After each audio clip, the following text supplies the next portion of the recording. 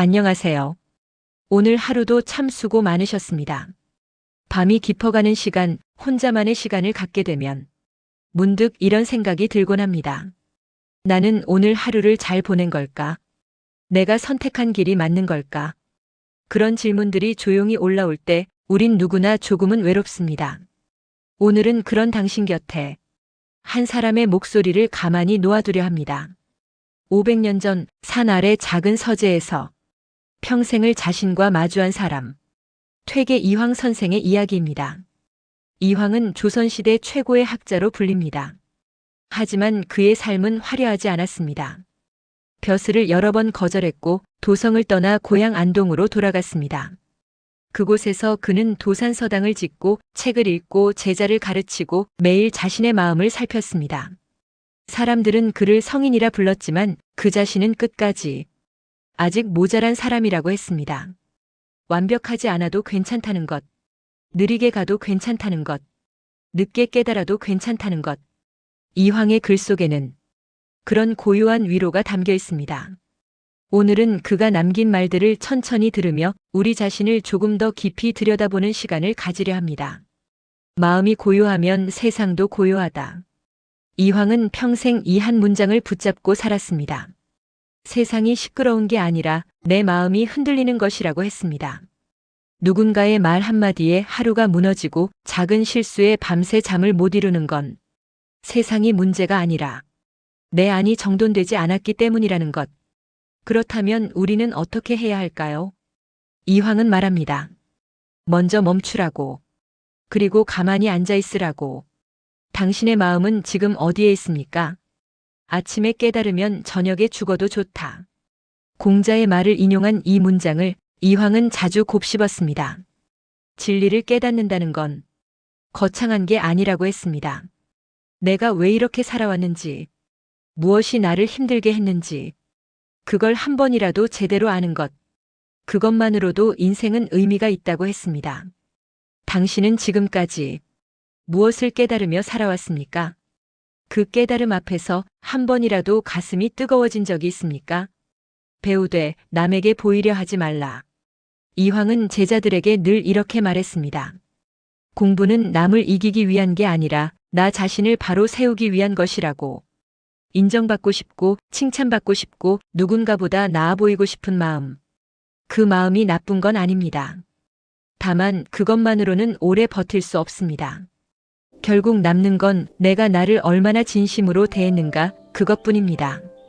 늦었다고 생각할 때가 가장 빠른 때다. 이황은 70세가 넘어서도 매일 새벽같이 일어나 책을 읽었습니다. 제자들이 물었습니다. 이제 그만 쉬셔도 되지 않습니까? 그는 고개를 저으며 말했습니다. 아직 모르는 게 너무 많다. 나이가 들었다고, 이미 늦었다고, 이제 와서 뭘 하겠냐고. 스스로를 가두지 마십시오.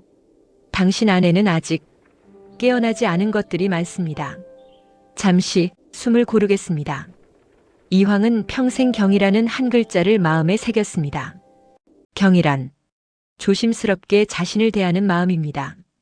매 순간 내가 무엇을 생각하는지, 무엇을 느끼는지, 어떤 선택을 하려는지 깨어서 살피는 것. 그는 그것이 인생의 전부라고 했습니다. 생각해보면 우리는 너무 바쁘게 삽니다. 남의 기준에 맞춰 살고 남의 시선을 의식하며 살고 정작 나 자신은 뒤로 밀어둡니다. 그렇게 몇 년, 몇십 년이 지나면 문득 이런 질문이 올라옵니다. 나는 지금 누구인가? 내가 진짜 원했던 건 무엇이었나?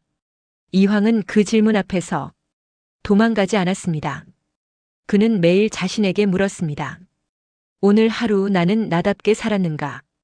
당신은 지금 스스로에게 떳떳합니까? 고독은 두려운 게 아니다. 고독 속에서 자신을 잃는 것이 두렵다. 이황은 혼자 있는 시간을 사랑했습니다. 산속 서재에서 책을 읽고 글을 쓰고 차를 마시며 창밖을 바라보는 시간. 사람들은 그를 외롭지 않냐고 물었습니다. 그는 웃으며 대답했습니다. 외롭지 않다. 나는 나와 함께 있다. 혼자라는 것은 버려진 것이 아닙니다. 혼자라는 것은 비로소 나를 만나는 시간입니다. 당신은 혼자 있을 때 누구와 함께 있습니까?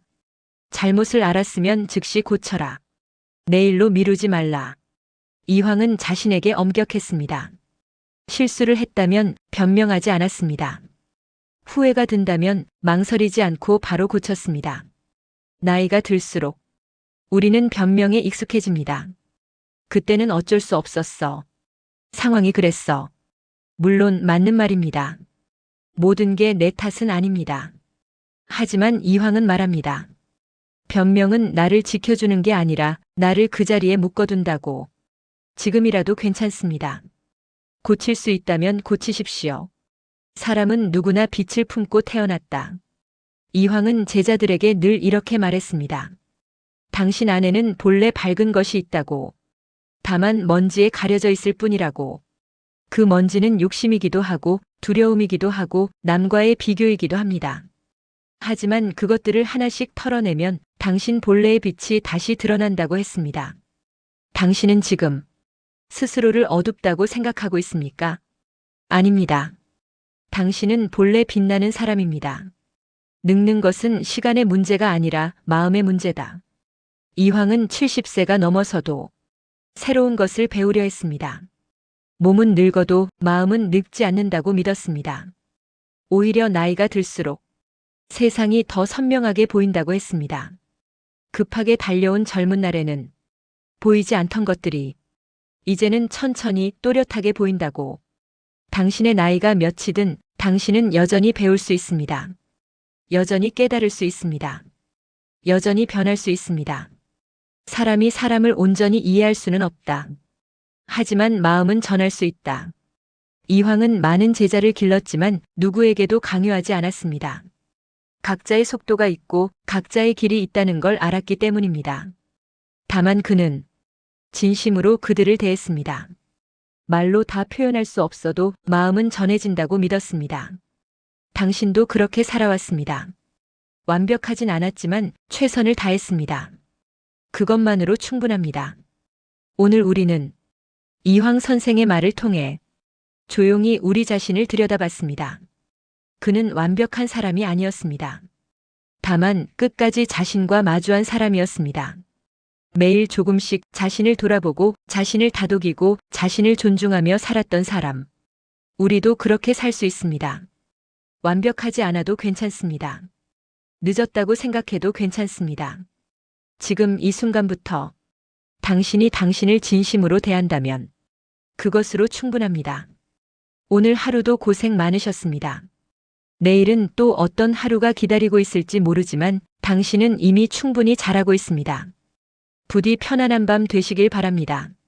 지금까지 명언 라디오였습니다. 내용이 좋으셨다면 구독과 좋아요 부탁드려요.